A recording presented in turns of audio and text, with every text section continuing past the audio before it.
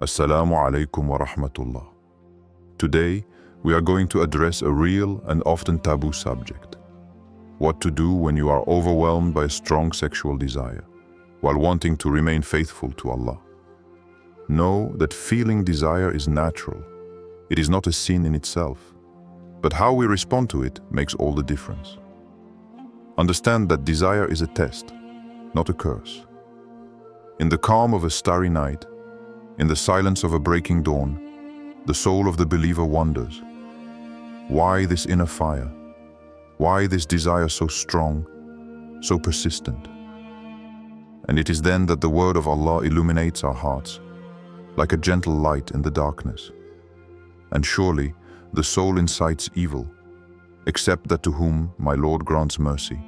Surah Yusuf, 12, Psalm 12:53.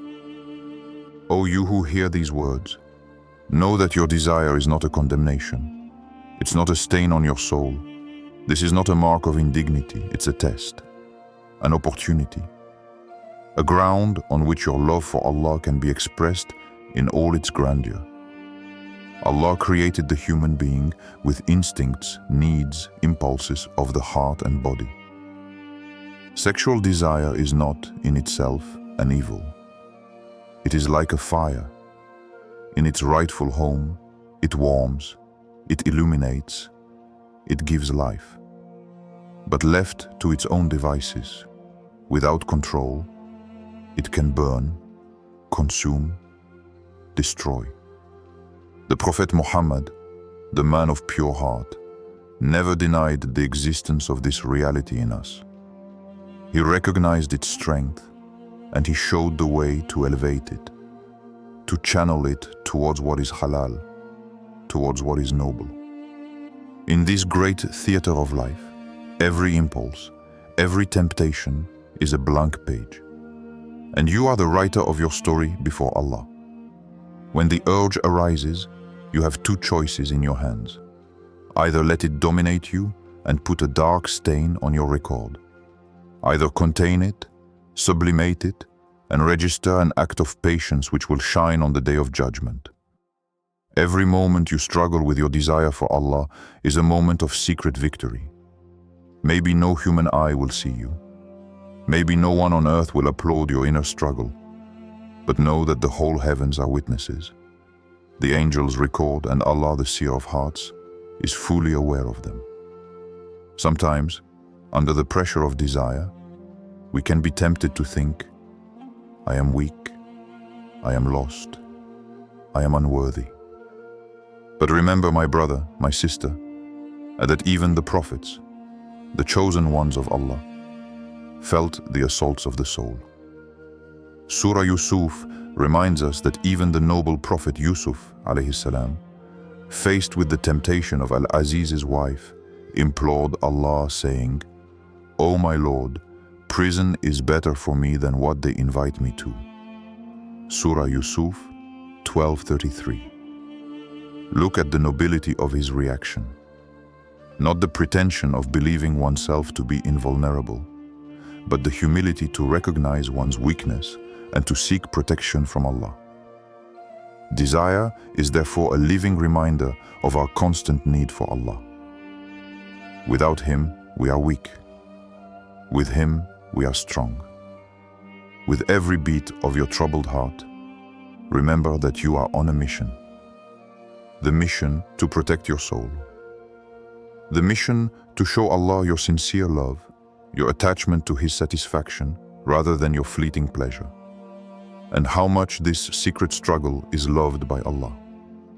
The Prophet said, among the 7 categories of people whom Allah will overshadow with His shadow on the day when there is no shadow but His, a man who is invited by a beautiful and high-ranking woman, but who says, I fear Allah.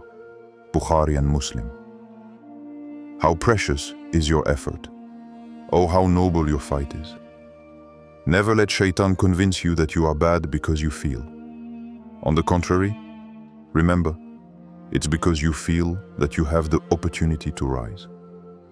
And Allah, in His infinite mercy, rewards not only action, but also effort, resistance, sincere intention. Protect yourself through prayer and invocations, dua. In a world where temptations pile up on every street corner, on every screen, in every breath of our troubled times, the believer advances like a traveler in the heart of a storm. His armor, his connection with Allah, his refuge, prayer, supplication, constant reminder of the Most High. The Prophet Muhammad, in his infinite wisdom, never left his companions without tools to face life's challenges. He taught us, "O young men, those of you who are able to marry, let them marry, and those who cannot, let them fast, for it will be a shield for them." Bukhari and Muslim. But even before marriage and fasting, it is prayer which constitutes the believer's fortress. When desire ignites in your heart, when the soul is agitated by thoughts that could distract you, dive into prayer like a shipwrecked man dives into water to put out a fire. Every prostration you offer is a hand extended to heaven. Every invocation you whisper is an arrow that pierces the clouds and reaches the heavens. Never underestimate the power of a prayer said sincerely in the secret of the night, when the eyes of men are asleep, but the gates of heaven are wide open. Allah did. Seek help in patience and prayer. Indeed, this is heavy, except for the humble. Surah Al-Baqarah 245. Prayer, salah, is not just a mechanical duty. It is an intimate encounter with your Lord. It is a sacred conversation where you come to place your trouble, your weakness, your inner fire before the one who holds your heart in his hands. And beyond the obligatory prayers, come the supererogatory prayers, nawafil. Duha prayer in the morning night prayers, Qiyam al-Layl, prayer between the Maghrib and the Isha. Each additional rak'ah is a barrier of light that you erect between you and shaitan. The Prophet also taught us the silent but terribly effective weapon, the dua. When you feel your soul attracted by what is forbidden, raise your heart to Allah with simple words, but vibrant with sincerity. Allahumma hasin, farji wa tahir qalb. O Allah, protect my chastity and purify my heart. Make this invocation your discreet companion, your invisible shield. Whisper it into your heart at work, in the street, even in silence, for Allah hears what the tongue does not pronounce. Never be ashamed to repeat the same requests, day after day. The Prophet taught that he who insists in his dua will be heard as long as he does not tire. And when you bow, when your forehead humbly touches the ground, imagine it. Your desire is crushed under your prostration. Your weakness is transformed into strength. Your temptation becomes worship. Because in Islam, it is not the absence of envy that constitutes the value of the believer. It is its ability to transform envy into an act of worship. Thus, prayer and dua are not just gestures. They are heavenly help, weapons of light in the darkness of passions. Dear brother, dear sister, every time your soul falters, do not immediately turn to your Lord. He's waiting for you. He listens to you. He knows you better than you know yourself. Using fasting as a shield, imagine the first ray of a pure dawn. The world is still silent. Your heart beats in a calm but determined rhythm. You have just gotten up for suhoor, this blessed food before fasting, and in your heart, a powerful intention has formed. Today, I will fight for Allah. Today, I will strengthen my soul with fasting. Fasting, Psalm, is not only for the month of Ramadan, it is a daily shield, a secret of inner power that too few use outside of this sacred month. The Prophet Muhammad advised us with a voice full of mercy and understanding. O young people, whoever among you has the means, let him marry, for this is more likely to lower his gaze and preserve chastity. And whoever cannot, let him fast, for fasting will be a protection for him. Bukhari and Muslim. Protection. Not just hunger or thirst, but protection against uncontrolled desires, against forbidden looks, against thoughts that consume. Fasting acts on you in an invisible but powerful way. It calms the blood flow where shaitan circulates. It reduces the power of desires by reminding you that your body is not your master, but your servant. It builds your patience, refines your will, sharpens your awareness of Allah. And beauty, this shield is accessible every week, every month, at every moment. The Prophet showed us valuable opportunities. Fast on Monday and Thursday, for these are the days when works are exposed to Allah. Fast on the white days of each lunar month, the 13th, 14th, and 15th, when the moon is round, full of light as your heart longs to be. Fast, even sporadically, when you feel your soul weighed down with passions, as one sprinkles cool water on a threatening fire.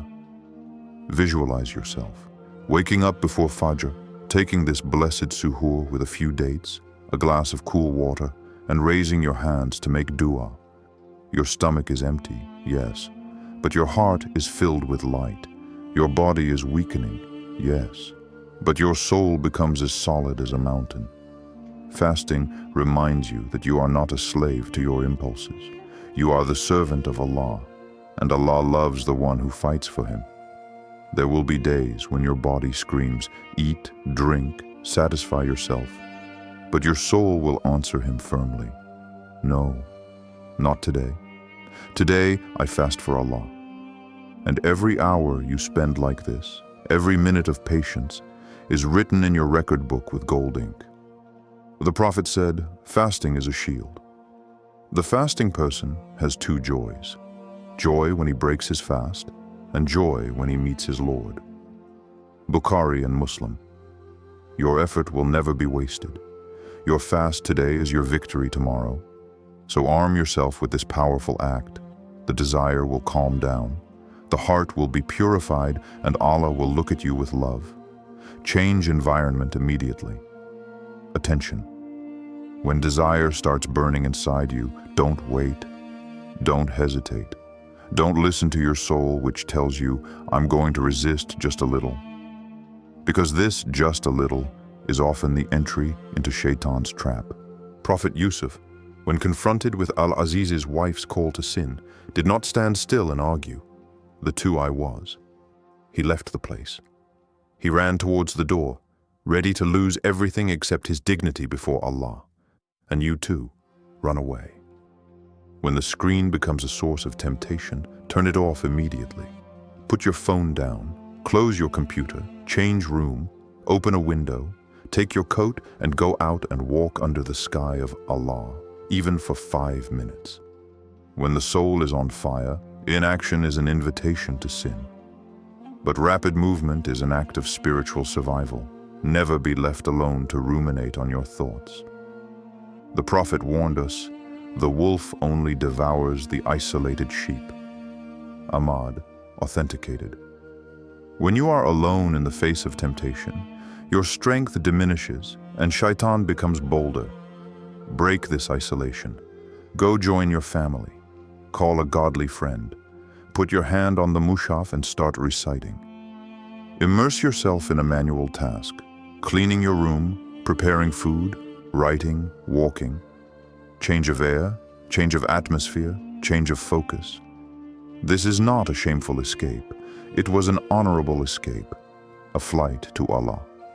The Prophet told us, he who flees for his religion will be like the one who emigrated to me. Ahmed. Yes, leaving a tempting situation is doing hijrah for Allah. And every step you take away from temptation is a step towards the light.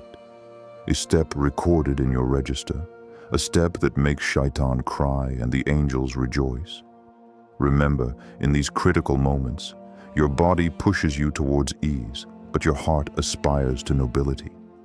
Don't stay negotiating with your soul. Act immediately. As soon as you feel agitation within you, impose a golden rule on yourself. 3 seconds to react. No internal discussion, no argument. Move your body, move your mind, move your soul to a place where the light of Allah reaches you. Because in these fiery moments, the one who acts quickly is often the one who is saved. So be one of those who do not linger looking at the fire, but run to fetch the water. And Allah sees every move you make for Him. Invest your energy in useful works. The energy you feel within you is not an enemy. It is a strength that your Creator gave you, a strength capable of accomplishing magnificent things if it is well directed. In Islam, we have a golden rule. The empty soul is easy prey for shaitan. The Prophet said, 2 benefits are neglected by many people, health and free time. Bukhari. Yes. This time, this vigor, this inner passion, if you don't use it for good, it risks leading you towards evil. So don't let this energy stagnate and ferment. Channel it, transform it. Do sports, run, swim, do weight training, cycle, even do some stretching in your room. The Prophet encouraged physical strength. The strong believer is better and more loved by Allah than the weak believer, and there is good in both. Muslim, your body was designed for movement, effort, challenge. Fight against yourself, not out of anger, but out of passion to become better every day. Learn and recite the Quran. Every verse you memorize is a light in your heart. Every surah you recite is a chain that binds your soul to the throne of Allah. Imagine transforming your burning desire into vibrant recitation of the sacred book. What nobility, what a climb. The Quran purifies hearts and occupies the mind. He replaces the murmurs of evil with the eternal words of good. Get involved in useful projects. Help in your masjid. Participate in charitable actions. Support Islamic works. Teach children. Distribute meals. When you commit yourself to Allah, you silence the voice of emptiness. And you feel this special joy, this unique happiness that only someone who works for others can taste. Your energy is a seed. Plant it in the fertile soil of good, and it will give you eternal fruit. Look at the great companions of the Prophet. They were young, full of strength, passion, but they put their energy in the service of Allah, in teaching, the fight for justice, night prayer, helping the poor. Their secret? They never left their hearts unoccupied. They never let their time slip through their fingers. You too, be this active, living, useful believer. Every drop of effort today is a river of reward tomorrow. Never forget, your soul wants to move forward. If you do not offer him a path to Allah, Shaitan will offer him a path to error. So get ahead of him. Fill your life with light, with goals, with projects. Be a force for good, and Allah will be with you every step of the way. Prepare for marriage if possible. Marriage is a light, a shelter, a haven of peace that Allah created for you. When desire becomes intense, it is no coincidence. It is a natural call to fulfill one of the greatest sunnahs of the Prophet Muhammad, peace be upon him. Marriage. The Prophet said, "Marriage is part of my sunnah, and he who does not follow my sunnah is not one of me." Ibn Majah. Marriage is the natural, healthy, and honorable solution. It's not a leak. This is not a weakness. It's a construct. It's a fulfillment. But sometimes, in our modern minds, we complicate things so much. I must have a big house. You need a big dowry. I must be perfectly ready. And during this time, the soul suffers. Listen carefully. Islamic marriage is not meant to be a burden. It is a way to preserve your faith, soothe your heart, and build your future on the basis of halal. Even if it seems difficult, start now. Make dua sincerely. Implore Allah in your prostrations, in the quiet hours of the night. O Allah, facilitate for me a pious spouse who will be a comfort to my eyes and my heart, and with whom I will please you. Speak to your family wisely. Don't be ashamed of your natural need. Express your intention seriously. You want to marry to preserve your faith, not on a whim, but out of commitment to Allah. Look for someone pious. Not someone who has everything, but someone who fears Allah. The Prophet said, "Choose the one who has religion and you will be happy." Bukhari and Muslim. Piety before beauty.